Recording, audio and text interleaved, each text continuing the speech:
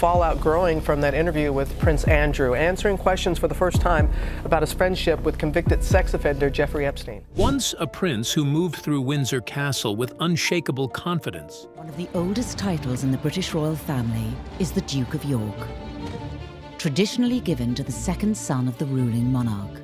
Andrew now finds himself trapped in a storm of humiliation. Dukes of York are ripe for scandal. No royal title can shield him from a single unexpected blow delivered behind closed doors, but felt across the entire estate, has sent him spiraling in ways the palace can no longer hide. Staff whispers have turned into full-blown concern, and every misstep only deepens the chaos around him. So, what shocking moment inside Windsor Castle triggered Andrew's most humiliating downfall yet? And why is he unraveling so quickly? The return to Windsor. Andrew Mountbatten Windsor returned to Windsor Castle with the quiet confidence of a man who had spent his entire life wrapped in privilege. For decades, that castle had served as more than a royal residence. It was the physical proof that he belonged to a world built on ceremony, hierarchy, and unwavering respect. Every hallway, every courtyard, every glimmering chandelier had once reflected his status. He had walked those floors believing they would always rise to meet him. So when he stepped through the gates again, he fully expected the familiar rhythm of royal protocol to fall neatly into place. Bowed heads, murmured greetings, and the respectful utterance of "Your Royal Highness" floating toward him like warm air. But instead, he walked into silence. The change hit him immediately. Sharp, cold, and unmistakable. The staff who used to snap to attention now carried on with their duties as though he were no more important than a visitor with an outdated appointment. No one bowed. No one paused. No one even offered a polite smile. Those grand castle walls, once echoing with soft gestures of duty and admiration, now felt like stone witnesses to a downfall they had silently anticipated. The rituals he took for granted had dissolved without a trace, leaving behind an atmosphere so unwelcoming it bordered on icy. For a moment, Andrew stood frozen, confused by the absence of behaviors that had defined his entire adult life. The castle that once seemed to breathe with loyalty and order now felt hollow, indifferent, and strangely unrecognizable. It was as though the building itself had turned its back on him. Even the guards, normally rigid in their respect, avoided his eyes. Their stillness was not reverent, it was dismissive. A subtle but unmistakable signal that the old rules no longer applied. Every step Andrew took deeper into Windsor felt heavier than the last. The corridors that used to reassure him now seemed painfully wide, as though intentionally creating a distance between him and the world he once inhabited with ease. He searched for some familiar gesture, some sign that at least one person remained loyal. But the castle responded with silence. A silence that wasn't simply empty.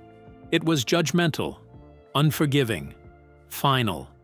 The power he once carried like a second skin had evaporated, leaving him stripped, exposed, and painfully aware of how fragile status can be. In the past, Windsor Castle had acted as a warm cocoon, shielding him from public criticism and reminding him daily that he was born into a world of unquestioned superiority. But now, the same walls that once protected him felt like cold stone barriers pushing him out. Here, in the heart of a place he once considered safe, Andrew realized the truth he had tried so hard to ignore. His old life was gone. The rituals that made him feel untouchable had not just faded. They had been deliberately erased. And in their absence, he was forced to confront a devastating reality. The castle that once defined him has turned into a stage of humiliation, and the world he once ruled has quietly slipped away. But what sparked this fall? And why would the king allow such a fate to befall his own brother? Now let's dive into King Charles's calculated strategy to dismantle Andrew's privilege. The king's silent revolution. Behind every stiff spine and perfectly neutral face in Windsor Castle, there is a quiet story unfolding, one crafted not by accident but by command. The staff may appear polite, controlled, almost emotionless, yet their every movement is part of a larger order handed down by King Charles himself. This new palace atmosphere is not born from tradition or caution. It is born from strategy, from a firm decision by the new monarch to reshape royal culture from the inside out, starting with the one person who once existed comfortably at its center, Prince Andrew. The transformation is subtle enough not to cause a scene, yet sharp enough to cut into Andrew's sense of self. The changes began with the simplest of words, titles. From Buckingham Palace, His Majesty the King has today initiated a formal process to remove the style, titles and honours of Prince Andrew. Once spoken with automatic reverence, they have now vanished. No "Your Royal Highness," no gentle reminders of rank, no verbal cushions to soften reality. The staff now address him as anyone else, their tones respectful, yet stripped of royal warmth. It is a small adjustment on the surface, but a powerful one for a man who once lived and breathed the privilege those titles carried. And it doesn't stop there. The rituals that once surrounded Andrew like an invisible cloak have been quietly removed. The door that used to be open before he reached it now stays still. The subtle bow he once received has been replaced by a nod so faint it feels accidental. The sense of ceremony that wrapped itself around him for decades has evaporated, leaving only a shell of daily motions without meaning. Even his meals, a detail so ordinary it rarely enters public imagination, have been altered. Gone are the automatically prepared dishes, the discreet deliveries, the feeling that the palace kitchens existed partially for his comfort. Andrew now receives no special selections, no tailored menus. If he wants something, he must ask. And even then, the response is delivered without the deference he once took for granted. For a man raised in environments where food appeared without question, this shift is no less symbolic than the loss of a title. It is a reminder that the system he relied on has been recalibrated, and he no longer sits at the center of it. What Andrew is experiencing is not a punishment delivered in anger, nor a temporary suspension of privilege. It is a deliberate, structured dismantling of his royal identity. Piece by piece, gesture by gesture, silence by silence. King Charles has chosen a method that cuts deeper than public statements or formal announcements. He is reshaping Andrew's place within the family by allowing the palace environment itself to communicate the truth. And the message is impossible to misinterpret. Charles is telling his brother that the era of unearned respect is over. Andrew may bear the Mountbatten Windsor name. He may possess the title of prince in legal documents and in the memories of those who recall the past. But in practice, in the way the palace now functions around him, in the tone of the staff, in the absence of ceremony, he is no longer a prince at all. He is only what remains after a kingdom decides to move on. The king has made it unmistakably clear that Andrew will remain a prince in name only, not in practice. But just how far does this humiliation go? And will the Windsor staff have the courage to follow these orders? Now let's unravel how the castle's employees systematically stripped Andrew of his authority. The silent rebellion. For decades, Andrew's reputation within the palace corridors was as well known as the crown itself. Staff whispered about his sharp temper, his unyielding impatience, and the casual disdain with which he treated those around him. Every minor misstep, whether a tray delivered a few seconds late or a bow not quite deep enough, was enough to draw his sharp glance or a curt admonishment. Requests that might seem ordinary to anyone else became urgent orders for immediate fulfillment. Yet in all of this, gratitude was rare. Compliments or simple words of acknowledgement for those who labored tirelessly on his behalf were almost non-existent. To work for Andrew was to serve a prince whose expectations were unrelenting and whose recognition was almost entirely absent. His demands were constant, unrelenting, and exacting. Staff were conditioned over years to anticipate his needs before they were spoken aloud. Flights needed arranging at the last minute. Wardrobes had to be pressed perfectly to his exacting standards.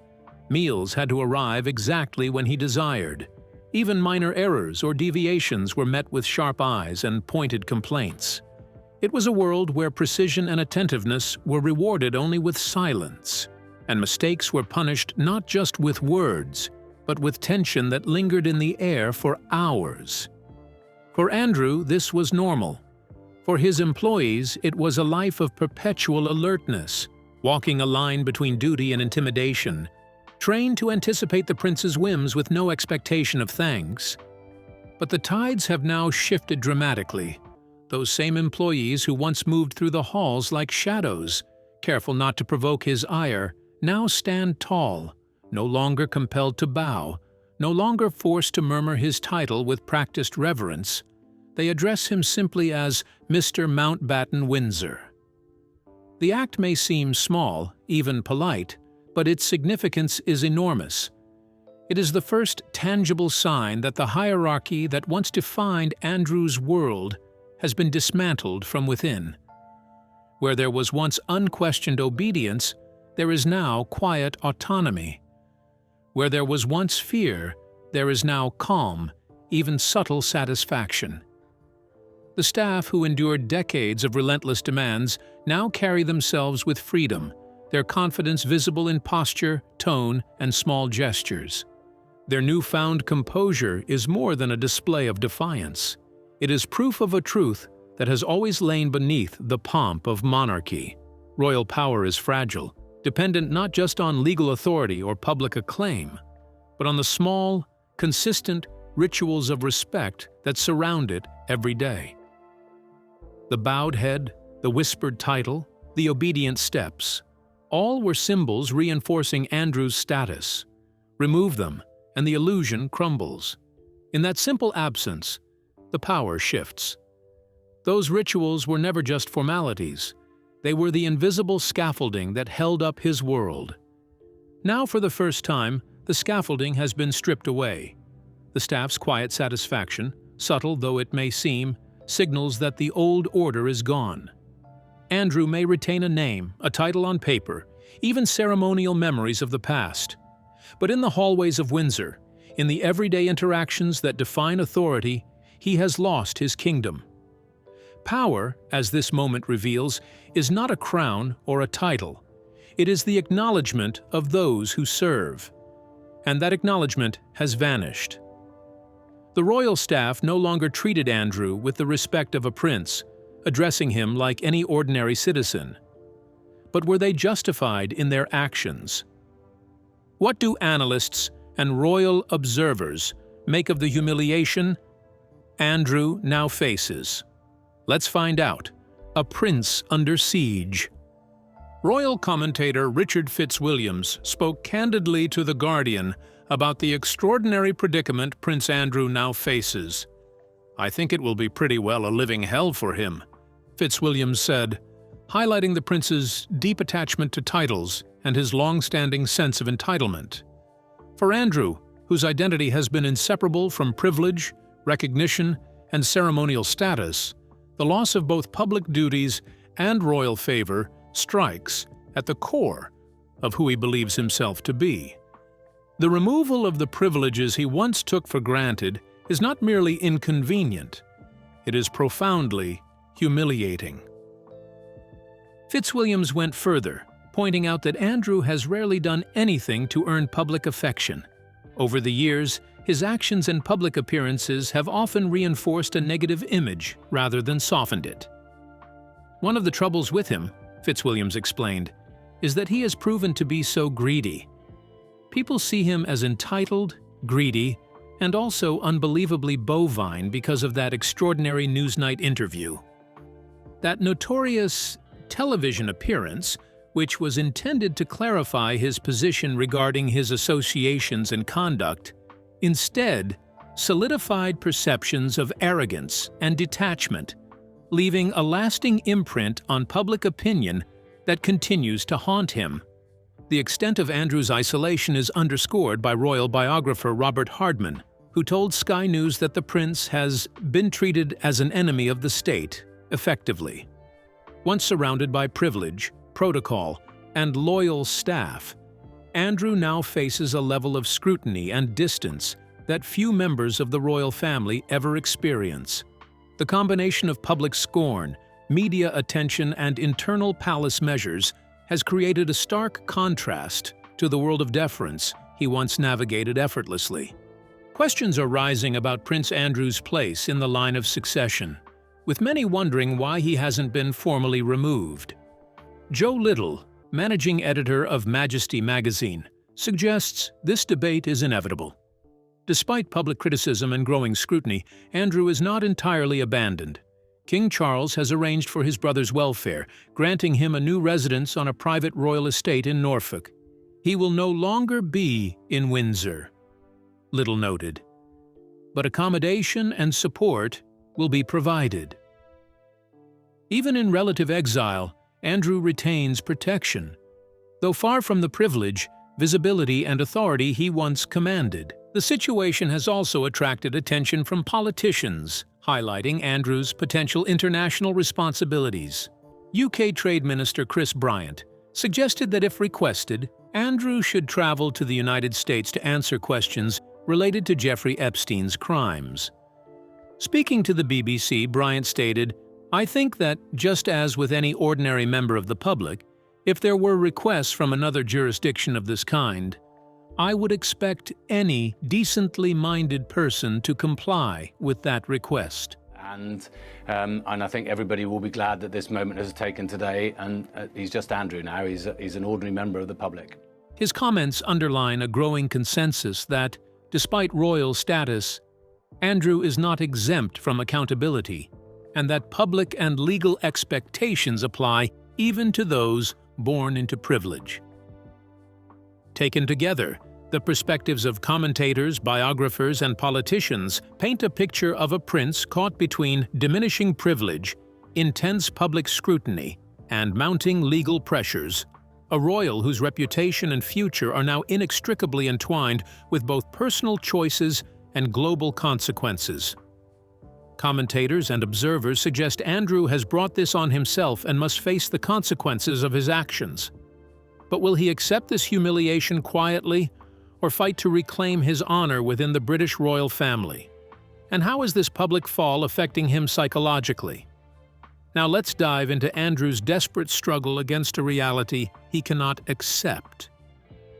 A prince without a crown, stripped of public duties, barred from royal engagements, and surrounded by walls that no longer echo his importance, Andrew Mountbatten Windsor now faces a reality he has never been trained to handle.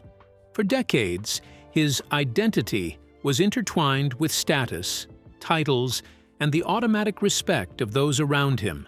Every bow, every whispered "Your Royal Highness," every gesture of deference was a reinforcement of the world he believed was unshakable. Now, all of it has been taken away. And yet, Andrew clings desperately to that old sense of self, refusing to accept that the monarchy has deliberately removed the privileges, the roles, and the rituals that once defined him. To Andrew, life without those markers of authority is unimaginable. The routines that once reinforced his sense of power, grand entrances, formal appearances, ceremonial duties, have vanished. Without them, the foundation of his identity feels unstable, almost unrecognizable. He cannot comprehend existing in a world where he is no longer automatically placed above others. The trappings of royalty that shaped him since birth are gone, leaving him unmoored. And worse, he cannot accept responsibility for the events that led to this moment. In his mind, he is still the same prince who deserves respect, despite overwhelming public condemnation and global scrutiny. Denial becomes a shield, allowing him to avoid confronting the full weight of his fall. The refusal to leave Royal Lodge underscores the depth of his inability to adjust. For Andrew, leaving the residence would be more than a physical relocation. It would be an acknowledgement that his status, once unquestioned, has been permanently altered. Yet he persists, maintaining a presence in a place that now functions less as a royal home and more as a reminder of the privileges stripped from him. Every day spent within those walls becomes both a protest and a fragile attempt to preserve the identity he cannot relinquish. The psychological impact is profound. The collapse of deference at Windsor Castle, staff standing tall instead of bowing, guards averting their eyes instead of saluting, employees using his name without ceremonial flourish, is not merely a slight. It is a dismantling of the framework that sustained his sense of self. What Andrew once relied on for validation and authority has been methodically removed, leaving him exposed.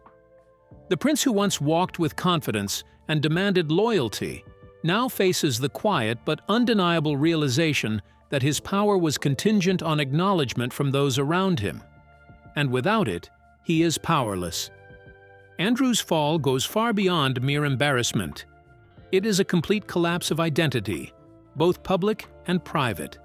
The confidence and control he once displayed are revealed as fragile masks hiding deep insecurity and desperation. At every glance, every interaction, and every silent moment at Windsor, he faces an unshakable truth. He can no longer exist as untouchable royalty. This is not just a social or ceremonial downfall. It is a psychological unraveling, a relentless confrontation with a reality stripped of privilege, title, and unquestioned respect. And in that struggle, the tragedy of Andrew's situation becomes painfully clear. He is trapped between who he believes he is and the truth that the world and the monarchy have imposed upon him. It is a personal crisis playing out on a historic stage, revealing the raw vulnerability of a man whose identity was built entirely on the privileges now denied. It's clear that Andrew is struggling to accept reality, and the psychological toll is mounting. But can he recover from this humiliation? Or is there a new development that could make escaping disgrace or even persecution impossible? Let's delve into the full story. Exposed and panicked. Just when Andrew Mountbatten Windsor might have thought the storm had passed, a new, damning revelation hit. An unexpected digital tsunami in the form of private emails that pulled back the curtain on a side of him the public had never seen. For years, he had carefully curated an image of calm, composure, and untouchable dignity, epitomized in his infamous BBC interview, where he projected an aura of self-assuredness even in the face of global scrutiny. But these newly surfaced messages shattered that carefully constructed facade, revealing instead a man drowning in fear, panic, and overwhelming desperation. In the emails, Andrew's carefully crafted royal composure disappears, replaced by raw desperation. He begs for help, pleads for protection, and frantically seeks allies to defend him. Each message reveals a man cornered, stripped of privilege, and fully aware that the world he once controlled is collapsing. No longer able to hide behind appearances or denial, his urgent emotional words expose someone teetering on the edge, vulnerable, and powerless against the scandal overtaking his life. Perhaps most shocking of all, the emails reveal connections Andrew had publicly insisted were long severed. Despite claims that he had cut ties with Jeffrey Epstein and his associates years earlier, these messages prove that communication continued well after he said otherwise. The man who publicly portrayed himself as distant and disengaged was, behind the scenes, actively involved, managing crises, coordinating responses, and begging for intervention to shield his name from further scrutiny. Every carefully rehearsed denial and calm public statement was exposed as little more than theater, a mask concealing the full extent of his entanglement. The implications of these emails are devastating. They obliterate the last remnants of Andrew's public defense, replacing it with a new, far darker narrative. The prince who once seemed untouchable, insulated by his titles and connections, is now revealed as vulnerable, panicked, and desperately seeking a way out of a scandal he helped create. The messages make it clear that this is not the story of a distant figure passively dragged into controversy. It is the story of someone fully immersed, aware of the danger, and frantically trying to control an unraveling situation that had already spiraled beyond his grasp. Moreover, the emotional desperation captured in these communications adds a human layer to the scandal, a layer that contrasts sharply with the arrogance and entitlement he displayed in public. The emails expose a man who, for all his decades of privilege and power, is suddenly powerless in the face of consequences. They reveal his fear, his panic, and his reliance on others to preserve the remnants of the reputation he once took for granted. In short, these emails are not merely documents. They are a psychological portrait of Andrew at a breaking point. They confirm what the public has long suspected, that the calm exterior was a fragile performance, and they reshape the story entirely. The prince is no longer just a fallen royal. He is a man laid bare, emotionally exposed, and unable to escape the web of scandal he cannot control. With these messages now public, the image of Andrew that the world once saw has been irrevocably destroyed, replaced by a portrait of fear, desperation, and undeniable vulnerability. The new emails cast serious doubt on Andrew's integrity, plunging him even deeper into trouble. But will King Charles step in to help his brother, or will he further distance the royal family from Andrew's actions?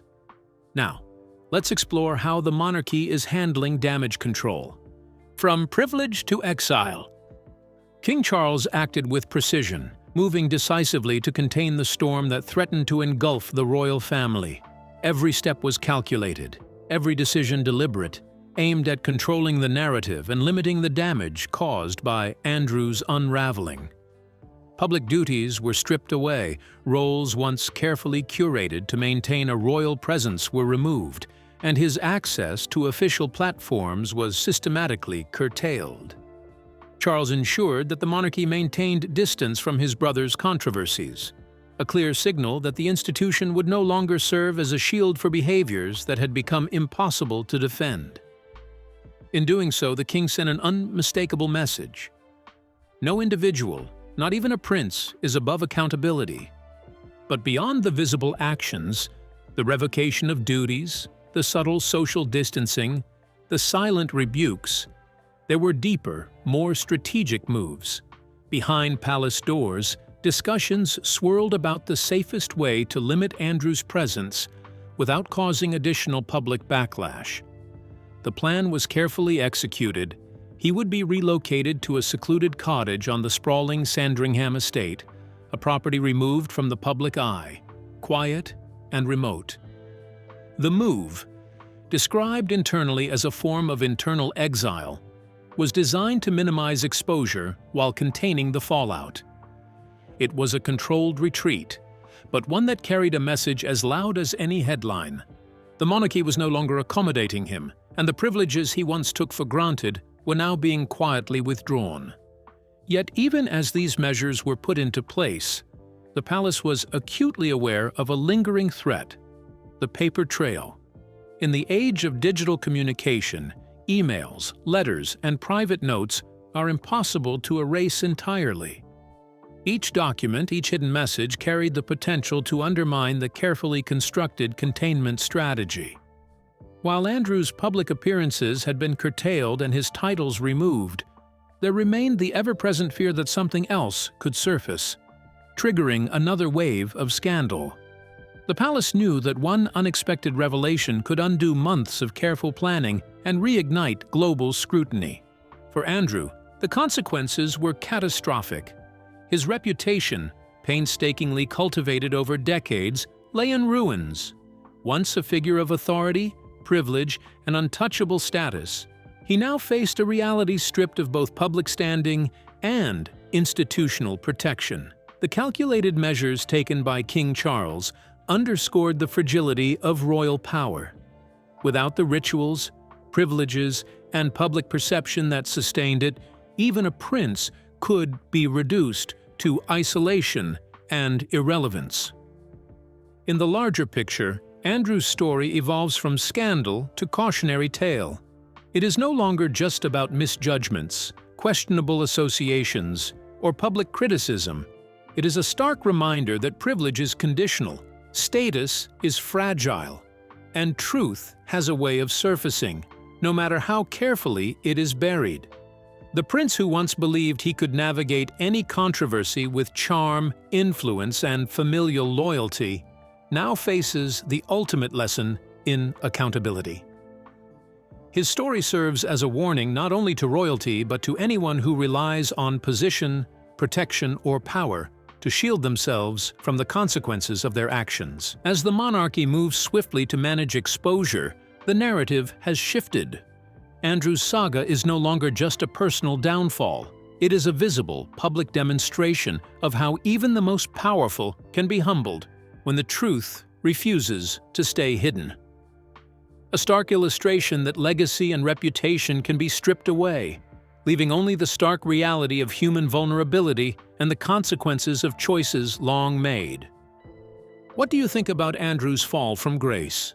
Is there any chance he could ever be forgiven? We would love to hear your thoughts in the comments below. Don't forget to like and subscribe.